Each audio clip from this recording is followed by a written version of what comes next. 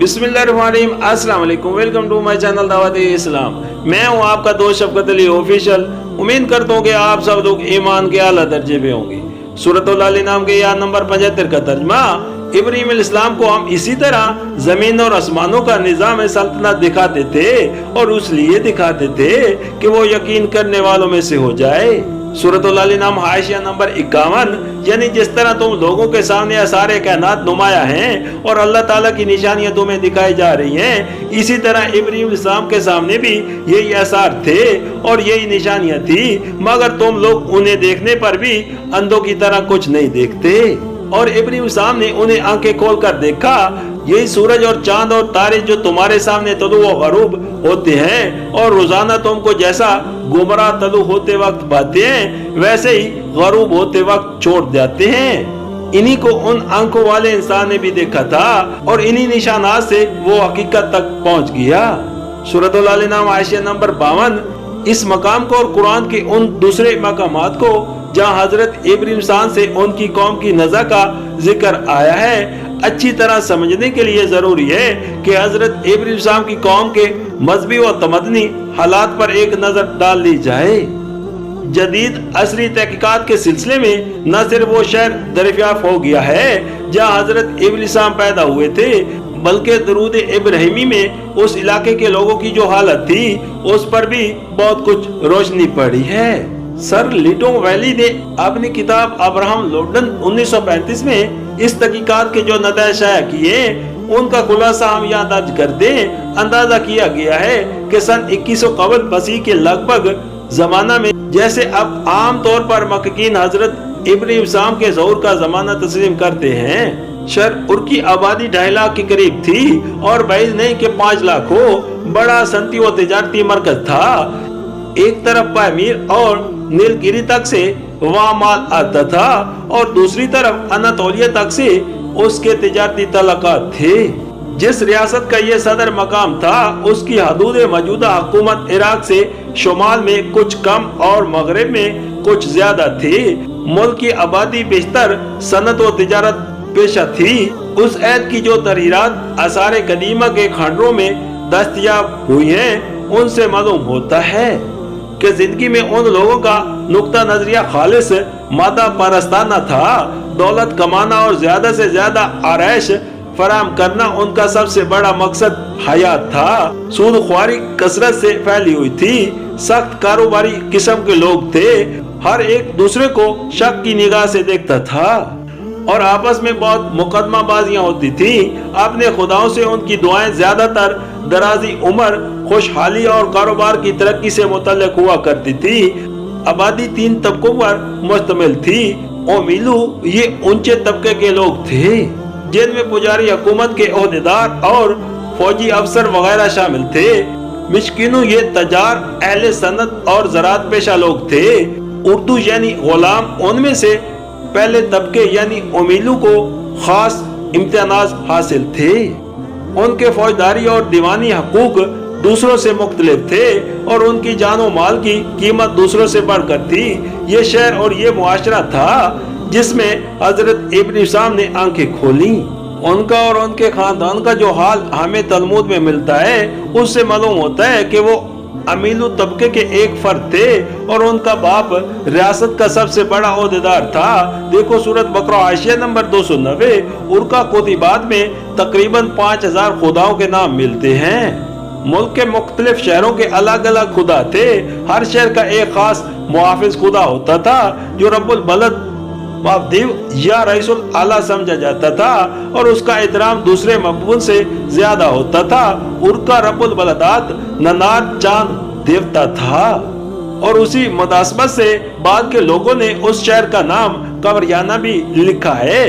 और दूसरा बड़ा शहर लरसा था जो बाद में उर्का की बजाय मरकज सल्तनत हुआ।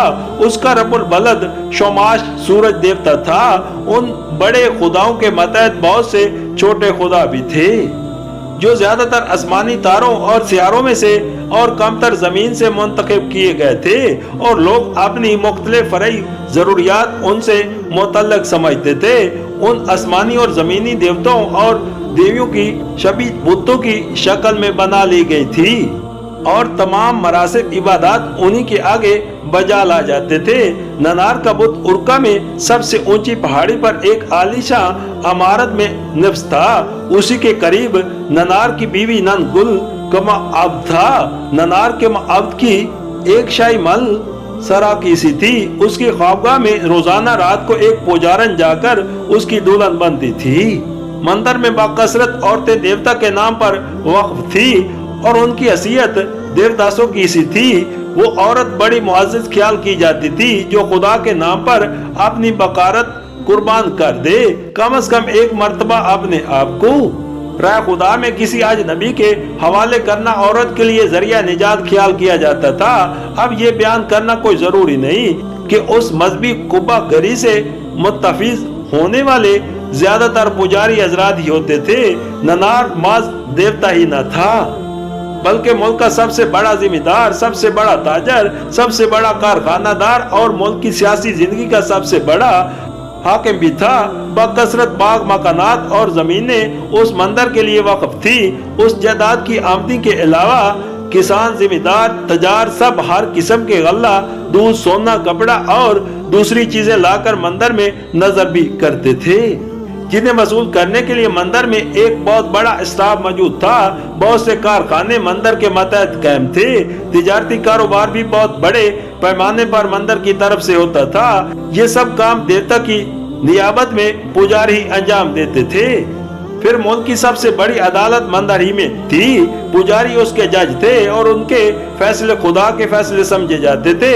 خود شاہی خاندان کی حکمیت بھی نناری سے ماخوذ تھی۔ اصل بادشاہ ننار تھا اور فرمائے روائے ملک اس کی طرف سے حکومت کرتا تھا۔ اس تلک سے بادشاہ خود بھی معبودوں میں شامل ہو جاتا تھا اور خداؤں کے مانند اس کی پرستیں کی جاتی تھی۔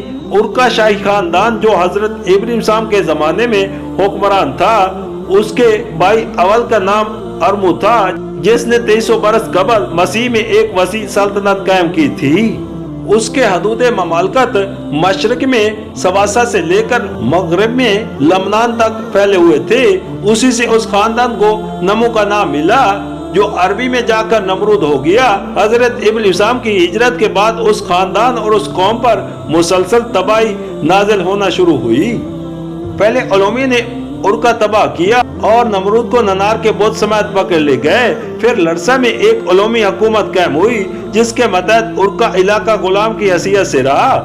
آخرکار ایک عربی النسل خاندان کے متحد بائبل نے زور پکڑا اور لرسا اور ارکا دونوں اس کے زیر حکم ہو گئے۔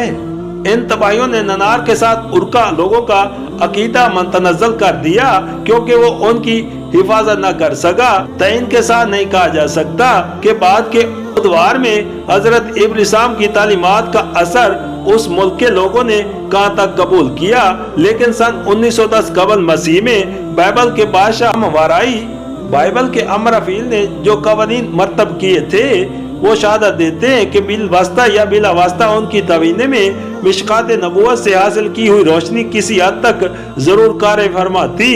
ان قوانین کا موصل قطبیہ سن 1902 بعد مسیح میں ایک فرانسیسی مفتش آثار قدیمہ کو ملا اور اس کا انگریزی ترجمہ C.H.W. جان نے سن 1903 بعد مسیح میں دا اولڈس گولز آف لا کے نام سے شائع کیا۔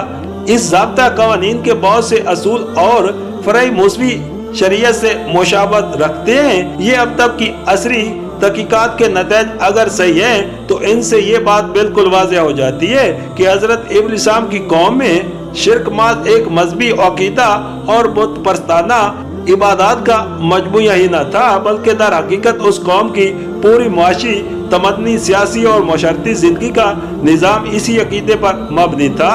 اس کے مقابلے میں حضرت ابراہیم السلام توحید کی جو دعوت لے کر اٹھے تھے اس کا اثر صرف بتوں کی پرستش ہی پر نہ ہی پڑتا تھا، بلکہ شاہی خاندان کی محبوبیت اور حکمیت، پجاری اور اونچے طبقے کی معاشرتی، معاشی اور سیاسی حیثیت اور پورے ملک کی اجتماعی زندگی اس کی ذات میں آ جاتی تھی۔ اس کی دعوت کو قبول کرنے کے معنی یہ تھے کہ نیچے سے اوپر تک ساری سوسائٹی کی عمارت اجھیڑ ڈالی جائے اور اسے عنصر نو توحید اعلیٰ کی بنیاد پر تعمیر کیا جائے۔ اسی لیے ابراہیم صاحب کی آواز بلند ہوتے ہی عوام اور خواص، پجاری اور نمرود سب کے سب بیک وقت اس کو دبانے کے لیے کھڑے ہو گئے۔